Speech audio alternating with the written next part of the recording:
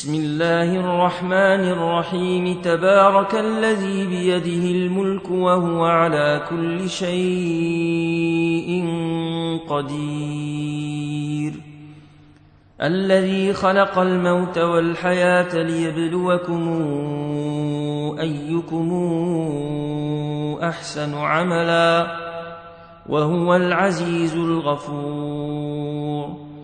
الذي خلق 7 سماوات طباقا، ما ترى في خلق الرحمن من تفاوت، فارجع البصر هل ترى من فطور، ثم ارجع البصر كرتين ينقلب إليك البصر خاسئا وهو حسير.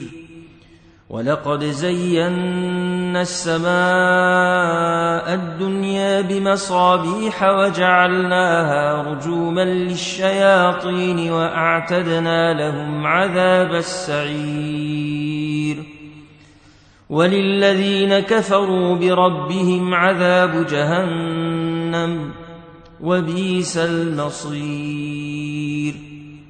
إذا ألقوا فيها سمعوا لها شهيقا وهي تفور تكاد تميز من الغيظ، كلما ألقي فيها فوج سألهم خزنتها ألم ياتكم نذير، قالوا بلى قد جاءنا نذير فكذبنا وقلنا ما نزل الله من شيء إن أنتم إلا في ضلال كبير.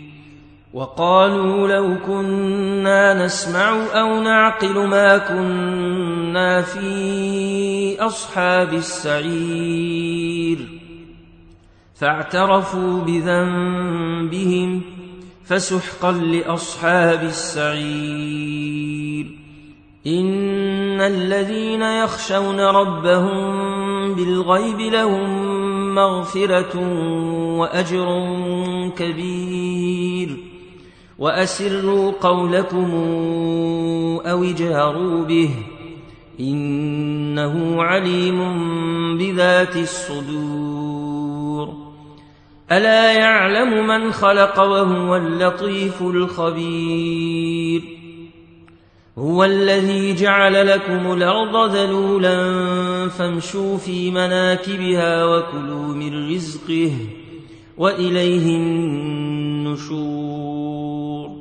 آمنتم من في السماء أن يخسف بكم الأرض فإذا هي تمور، أم أمنتم من في السماء أن يرسل عليكم حاصبا فستعلمون كيف نذير.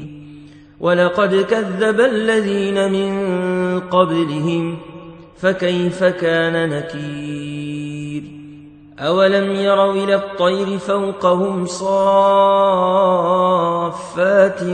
ويقبضن ما يمسكهن إلا الرحمن إنه بكل شيء بصير. أمن هذا الذي هو جند لكم ينصركم من دون الرحمن إن الكافرون إلا في غرور. أمن هذا الذي يرزقكم إن أمسك رزقه بل لجوا في عتو ونفور. أفمن يمشي مكبا على وجهه أهدى أمن يمشي سويا على صراط مستقيم. قل هو الذي أنشأكم وجعل لكم السمع والأبصار والأفئدة قليلا ما تشكرون. قل هو الذي ذرأكم في الأرض وإليه تحشرون ويقولون متى هذا الوعد إن كنتم صادقين قل إنما العلم عند الله وإنما أنا نذير مبين فلما رأوه زلفة سيئت وجوه الذين كفروا وقيل هذا الذي كنتم به تدعون قل رأيتم إن أهلكني الله ومن معي أو رحمنا فمن